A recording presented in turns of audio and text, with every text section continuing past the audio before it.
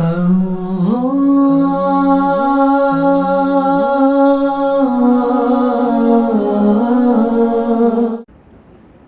بات میں نے عرض کی تھی کہ اس میں کمی بیشی ممکن نہیں، کیونکہ اس کی حفاظت کا ذمہ خود رب نے لیا۔ پچھلی کتابوں کے بارے میں قرآن یہ کہتا ہے اُسْتُحْفِظُوا مِن کتاب اللہ، پچھلی جو کتابیں تھیں وہ ان کے حوالے کی گئی، ان کی حفاظت، توریت کی حفاظت یہودیوں کے حوالے، انجیل کی حفاظت عیسائیوں کے حوالے، ان کی حفاظت ان کے حوالے کی گئی۔ لیکن جب قرآن کی باری آئی، محبوب پر نازل ہونے والے کلام کی باری آئی، تو رب نے کیا فرمایا؟ اِنَّا نَحْنُ نَزَّلْنَا الذِّكْرَ وَإِنَّا لَهُ لَحَافِظُونَ، بے شک ہم نے یہ قرآن نازل کیا اور ہم ہی اس کی حفاظت کرنے والے۔ تو جس کی حفاظت رب کرنے والا ہے اس میں کیسے کمی بیشی ہو سکتی ہے؟ اس میں کس طرح کمی بیشی ہو سکتی ہے؟ جس کی حفاظت رب فرما رہا، جس کی حفاظت کا ذمہ رب نے اپنے ذمہ کرم پر لیا، اس میں کمی بیشی نہیں ہو سکتی۔ دلائل النبوہ کے اندر ایک واقعہ لکھا ہے کہ مامون الرشید کے ہاں ایک علمی مجلس قائم ہوا کرتے تھے۔ تو اس واقعے کے راوی کہتے ہیں کہ ایک شخص جو کہ یہودی تھا، لیکن چہرہ خوبصورت لباس اور اچھی خوشبو لگا کر وہ آیا محفل میں، ساری متاثر ہوئی ہے، بڑا اس نے کلام کیا فصیح بلیغ، تو مامون بھی متاثر ہوا، مامون الرشید۔ اس نے کہا کہ آپ ہمارے پاس ٹھہر جائیں، آپ اسلام کیوں نہیں لے آتے؟ تو وہ کہنے لگا میرے لیے میرے باپ کا دین، باپ دادا کا دین ہی ٹھیک ہے، یہ کہہ کے چلا گیا۔ ایک سال بعد دوبارہ اسی مجلس میں آیا تو مسلمان ہو چکا۔ تو مامون الرشید نے پوچھا تم مسلمان کیسے ہو، کس طرح مسلمان ہو؟ اس نے کہا کہ دیگر مجھے جہاں خوبیاں ملی ہیں وہاں میری خوبی یہ ہے کہ میں اچھا لکھارے بھی ہوں، خط اچھا ہے، لکھ لیتا ہوں۔ تو میں نے جب آپ نے اسلام کی دعوت دی تو میں نکلا اور غور کرتا چلا گیا، تو میں نے کہا چلو آزماؤں جتنے ادیان سماوی ہیں، یہود، عیسائی، مسلمان، میں آزماؤں۔ تو میں نے توریت کے 3 نسخے تیار کیے، لکھے، اور اس میں کمی بیشی کر دی اپنی طرف سے، اور جا کے یہودیوں کو بیچا، انہوں نے خرید لیا، ان میں عام ہو گیا، رائج ہو گیا۔ تو پھر میں نے انجیل کے 3 نسخے تیار کیے، اور وہ میں نے عیسائیوں کے درمیان ان کو بیچا، جا کے انہوں نے خرید لیا، آگے پیچھے سب ہر جگہ بک گیا، لوگوں میں عام ہو گیا۔ پھر میں نے قرآن مجید کے 3 نسخے لکھے، اس میں میں نے اپنی طرف سے کمی بیشی کی، اور کمی بیشی کر کے میں نے مسلمانوں کو بیچنا چاہا تو بیچا، تو انہوں نے مجھ سے خریدنے سے پہلے اس کو دیکھا، آگے پیچھے سے دیکھا، اس میں تو کمی بیشی ہے، انہوں نے کہا نہیں یہ نہیں بک سکتا، یہ نہیں لیتی، یہ مجھے واپس کر دی۔ میں جس کے پاس گیا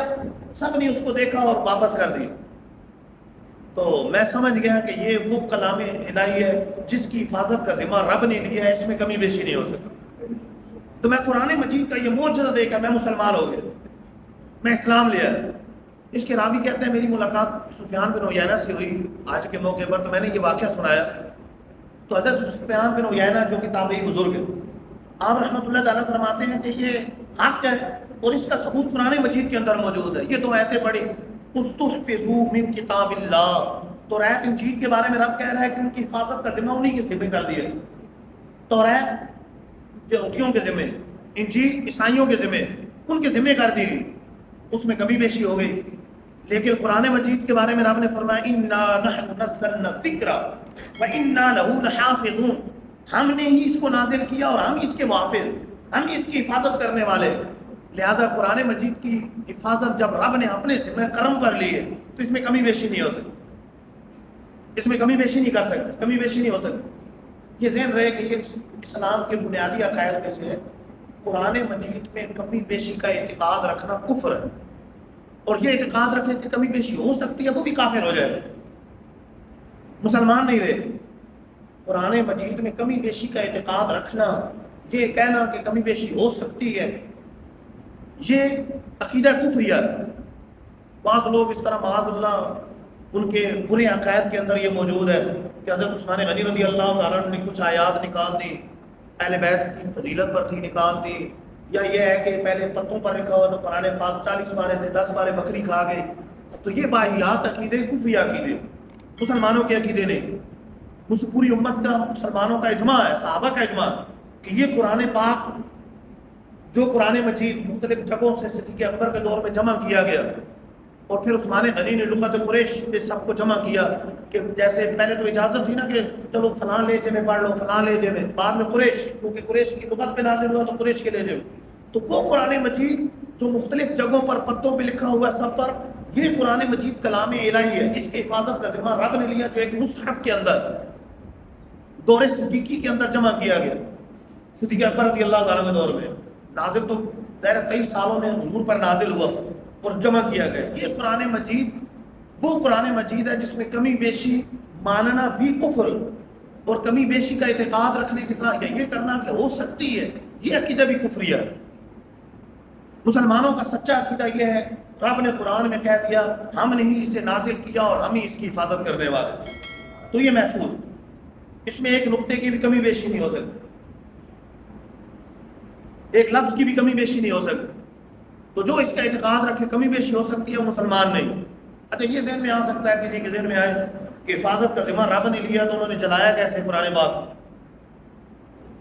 قرآن پاک جو نازل ہوا، قرآن کے الفاظ پر غور کریں، قرآن یہ کہہ رہا ہے کہ ہم نے اسے نازل کیا،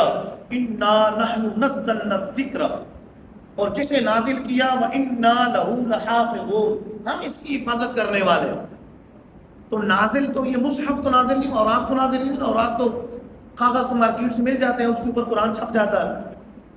یہ اوراق تو نازل نہیں ہوئی ہے، وہ اوراق نازل ہوئی ہے، نازل جو کلام الہی ہے اس کی حفاظت کا ذمہ رب نے لیا،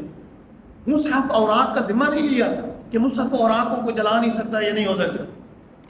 جو رب نے کلام نازل کیا اس کی حفاظت کا ذمہ رب نے لیا، اس میں کمی بیشی نہیں ہو سکتی، اور یہ 14 صدیوں کی تاریخ گواہ کہ قرآن میں بڑے بڑے معاملات ہوئے، یہاں تک کہ بغداد کے اندر سقوط بغداد ہوا تو مسلمانوں کی لائبریریوں تک کو جلا دیا گیا، ترکی میں مسئلہ ہوا پہلے 100 سال پہلے کم و بیش، تو یہاں تک کہ قرآن پاک عربی میں رکھنے پہ پابندی لگ گئی، اذان دینے پہ پابندی لگ گئی، لیکن قربان جاؤں قرآن مجید کے اس اعجاز کو کہ قرآن مجید پوری دنیا میں جہاں بھی ملے گا قرآن مجید ایک جیسا ہی ملے گا،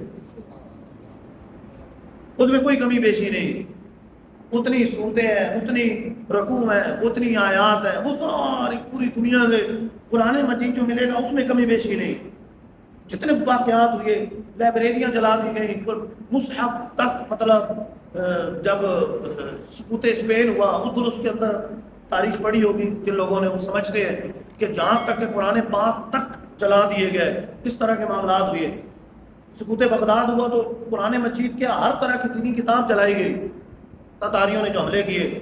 تو کیسے کیسے معاملات ہوئے، کیسے کیسے انقلابات ہیں، لیکن قرآن مجید کا یہ اعجاز ہے کہ 14 صدیوں کی تاریخ اس پر گواہ ہے کہ قرآن مجید میں نہ ایک حرف کی بھی کمی بیشی، ایک نقطے کی بھی کمی بیشی ہوئی ہے، اور نہ ہو سکتی، نہیں ہو سکتی، قرآن پاک محفوظ ہے، اس کلام الہی محفوظ ہے، تو لہذا مصحف یہ جو اوراق ہیں ہمارے پاس ہیں، یہ مصحف کی حفاظت نہیں، کلام الہی کی حفاظت، جو اندر کلام الہی لکھا ہوا اس کی حفاظت کی بات ہو رہی ہے، تو اوراق کی بات نہیں ہو رہی، مصحف کی بات نہیں ہو رہی، تو رب تعالیٰ قرآن مجید میں یہ فرما رہا ہے اِنَّا نَحْنُ نَزَّلْنَا الذِّكْرَ، ہم نے یہ قرآن نازل کیا، وَإِنَّا لَهُ لَحَافِظُونَ، ہم اس کی حفاظت کرنے والے، اور وہ انشاءاللہ قیامت تک محفوظ، قیامت کے دن بھی کمی بیشی نہیں ہوگی، قرب قیامت میں قرآن پاک اٹھا لیا جائے گا، سینوں سے اٹھا لیا جائے گا، قرآن پاک اٹھ جائے گا،